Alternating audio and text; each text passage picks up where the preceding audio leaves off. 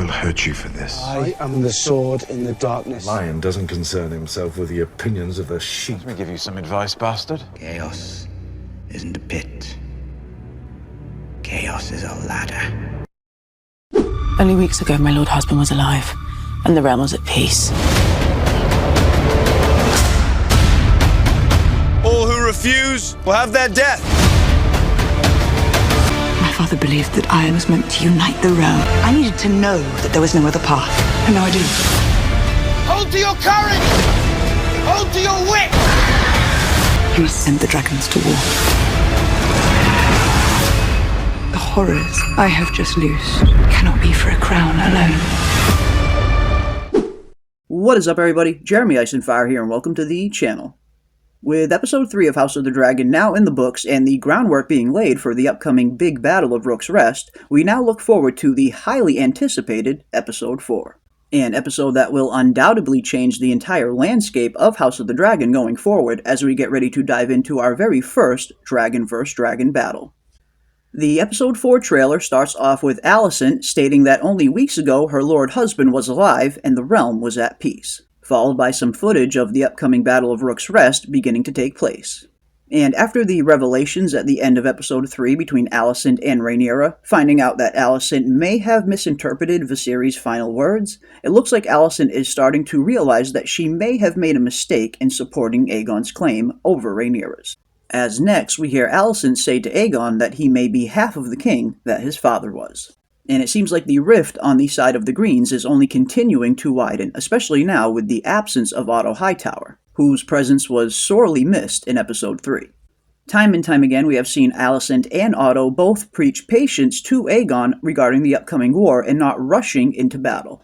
But now, with Otto not in King's Landing and Alicent's influence waning more and more each episode, coupled with the bloodlust that Aegon's new Hand of the King, Sir Crispin Cole, holds towards Rhaenyra, it looks like a bloody war is all but inevitable now.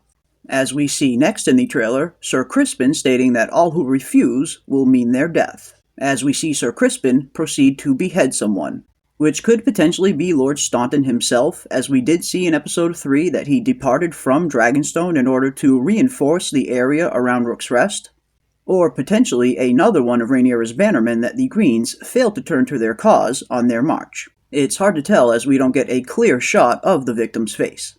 But next, we see Sir Crispin talking to Sir Gawain Hightower, asking him if he is afraid, with Sir Gawain replying that worse, he is rational, followed by a preview of Vhagar and Meleys in action, most likely above the Battle of Rooks Rest. And it's definitely shaping up to be one of the more bloody battles that we are going to see throughout the entirety of the Dance of the Dragons that are going to have heavy casualties on both sides. But next, we get some very interesting dialogue from Rhaenyra stating that her father believed that she was meant to unite the realm, and needed to know for certain that there was no other path forward, and now she does. Which of course is referring to Rhaenyra's plan to sneak into King's Landing at the end of episode 3 and talk to Alicent face to face. A last-ditch attempt to try and save off war before the fighting truly begins. And during Rhaenyra's dialogue, we also get a very interesting scene of Daemon in an empty throne room as well, which of course is most likely another dream or hallucination while he is still at Harrenhal. We did see in episode 3 that Daemon had some very peculiar visions pointing to some of the errors that he made in his past life and some sins that he needs to atone for. And I think we will continue to see that theme play out over the next few episodes as Daemon struggles to deal with some of the misdeeds of his past. Followed by a shot of Rhaenys getting ready to mount Meleys and depart from Dragonstone. And I've really been enjoying these interior shots of the Dragon Mount at Dragonstone. It really gives it that volcanic and old Valyria feeling. In the books, Dragonstone is of course one of the strangest castles in all of Westeros, and I feel like we are finally starting to see a little bit of that aspect here in House of the Dragon that we didn't really see in Game of Thrones. The Targaryens managed to raise a castle here. Simpletons claim they used ancient Valyrian sorcery, forgetting that the Targaryens brought a small army with them from Essos. There's no magic in strong backs, though admittedly the castle is unlike any in Westeros. Foreign and strange. But next we see Sir Crispin giving a battle speech to his troops, stating to hold to their courage and hold to their wit.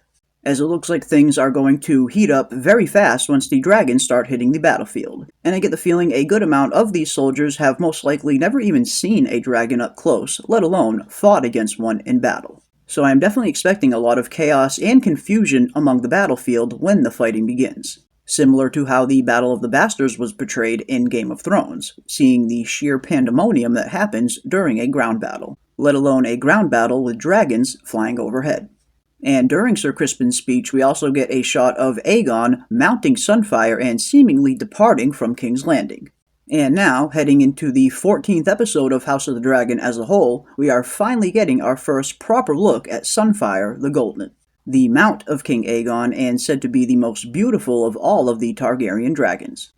Followed by one final line from Rhaenyra stating that we must send the dragons to war, and that the horrors that she has just unleashed cannot be for a crown alone, which I get the feeling is most likely referring to the prophecy of the Song of Ice and Fire, and how important it must be for a Targaryen to be seated on the Iron Throne when the dreaded Long Night eventually comes around. During which we get a nice shot of Vhagar seemingly entering the battlefield during Rook's Rest, and a shot of Rhaenyra's crown hitting the floor in the Iron Throne Room. And I get the feeling the shot of the crown hitting the floor is most likely tied to another vision that Daemon will be having in the upcoming episode, which instantly reminded me of the scene in Season 1 when Viserys' crown falls off his head and Daemon picks it up himself, helping his brother up the Iron Throne and placing the crown back upon his head. And in this scene, I get the feeling the crown hitting the floor like that could potentially be a reflection of Daemon's own past and how he used to covet that very same crown. And so far, I've really been enjoying the hallucinations that Daemon has been having and him finally having to rectify with some of the misdeeds of his past. After all, Daemon does have a lot of sins that he does need to atone for. He did not earn the nickname the Rogue Prince for no reason. And I'm really looking forward to seeing the Battle of Rook's Rest take place on screen. This has been a very famous battle among the A Song of Ice and Fire fandom for many years. A battle that will have devastating and lasting consequences for both the Blacks and the Greens for the duration of the war. So it looks like the Dance of the Dragons is truly set to begin in Episode 4, and I cannot wait to see how it plays out on screen. Episode 4 is reportedly 54 minutes in runtime and will be directed by Game of Thrones alum Alan Taylor, who also directed the premiere episode in Season 2 as well. So it's very comforting that a veteran director like Alan Taylor is at the helm for such an important episode. He is definitely one of the better directors that Game of Thrones and House of the Dragon has ever had.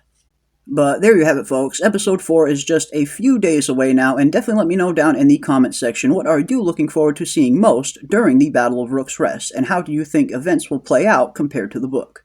And don't forget to come and join us every Sunday night live at 7 p.m. Eastern Standard Time for our House of the Dragon pregame show.